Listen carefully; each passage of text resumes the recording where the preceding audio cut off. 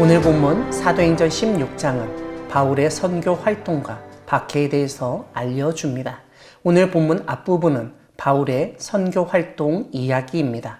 바나바와 따로 떨어져 선교한 바울과 실라가 1차 선교 여행지였던 더베와 루스드라에 도착한 것으로 시작합니다.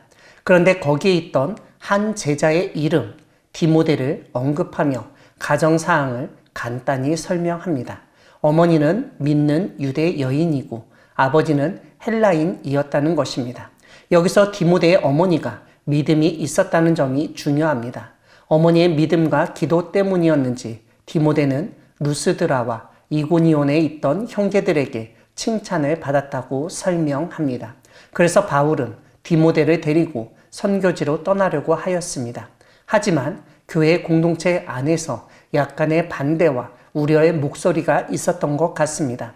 그래서 3절에서 바울은 그 지역에 있는 유대인으로 말미암아 디모데를 데려가서 할례를 행하였습니다. 이것은 유대인들로부터 조금이라도 꼬투리를 잡히지 않기 위한 조치였습니다. 바울 일행은 교회 성도들로 하여금 예루살렘에 있는 사도와 장로들이 작정한 규례, 즉 우상의 더러운 것, 음행, 목매어 죽인 것과 피를 멀리하라는 결의를 지키게 하였습니다. 5절은 이러한 바울과 실라, 디모데의 사역을 통해서 여러 교회가 믿음이 더욱 굳건해지고 수가 날마다 늘어갔다고 알려줍니다. 6절을 보면 바울의 계획에는 아시아에서 말씀을 전하는 것이 들어 있었던 것 같습니다. 하지만 성령 하나님이 그 일을 못하게 하셨다고 설명합니다.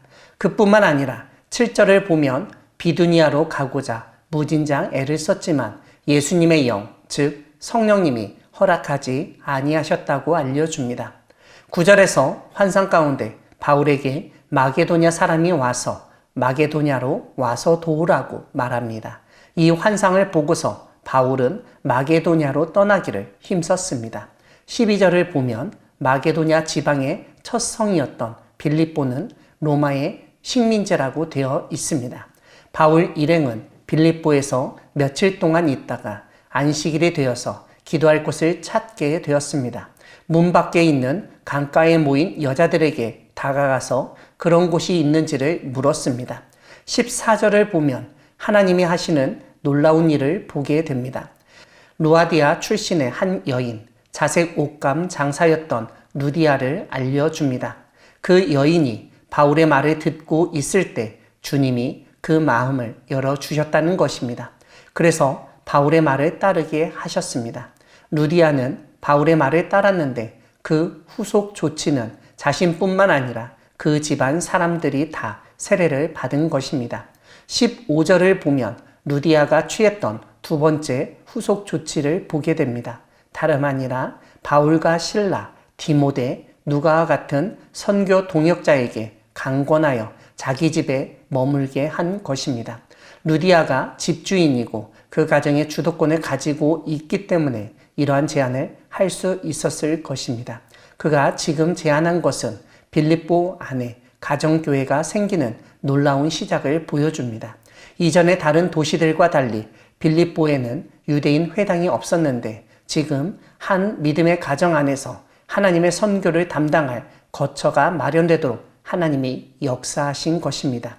이러한 루디아의 자발적 헌신을 통하여 유럽 선교의 거점이 마련되고 본격적인 선교가 시작되었습니다. 오늘 본문 뒷부분은 바울 일행의 박해 이야기입니다. 16절은 빌립보 안에서 바울 일행이 만난 귀신 들린 여종을 언급합니다. 점치는 귀신 들린 여종의 주인이 벌어들이는 이익이 아주 컸습니다. 그런데 그 여종이 바울 일행을 따라와 소리를 지르며 이 사람들은 지극히 높은 하나님의 종으로서 구원의 길을 너희에게 전하는 자라고 알렸습니다. 18절을 보면 이런 일이 여러 날 동안 반복되었다고 합니다. 그래서 바울이 그 귀신을 쫓아냈습니다. 하지만 이 일로 인해서 빌립보에는 큰 소동이 일어나게 되었습니다.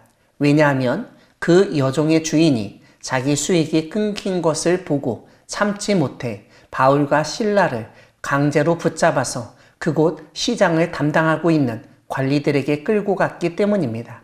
20절을 보면 이 사람들이 유대인인데 우리 성을 심히 요란하게 한다고 말하였습니다. 22절을 보면 무리가 일제히 일어나 고발하였다고 합니다.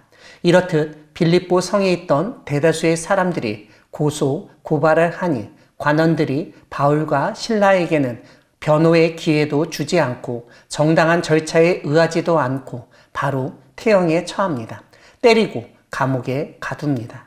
그리고 간수에게 든든히 잘 지키라고 명령을 합니다. 간수는 깊은 옥에 가두고 발에 착고를 든든히 채웁니다. 25절을 보면 이런 상황에서 바울과 실라는 기도하고 찬송했습니다. 사랑하는 광야교회 성도 여러분, 하나님은 때로는 선교의 열매를 보는 기쁨도 누리게 하시지만 선교로 인한 고난도 경험하게 하시는 분이십니다. 특별히 우리가 이 세상에서 하나님의 일을 한다고 모든 것이 잘 풀리고 잘 되지는 않습니다. 오히려 우리가 하나님만을 믿고 의지하기 때문에 이 세상에 있는 사람들로부터 억울한 누명을 쓰거나 불공평한 대접을 받기 쉽습니다. 오늘 본문은 그러한 때에 기도하고 찬송해야 한다고 알려줍니다. 정말 억울하고 답답할 때 기도할 수 있어야 합니다. 만약 기도가 안 나오면 찬양이라도 해야 합니다. 찬양을 부를 힘도 없다면 찬송가나 복음성가를 들어야 합니다. 기도와 찬송 가운데 하나님이 역사하십니다. 27절과 28절, 34절은 바울과 실라가 도망간 줄 알고 죽기로 결심했던 간수를 살려냈고 그 간수 가족이 다 세례를 받았다고 알려줍니다. 바울과 실라처럼 비록 고난을 당하더라도 기도와 찬송을 하며 끝까지 복음을 증거하는 우리 모두가 되기를 소망합니다. 아멘.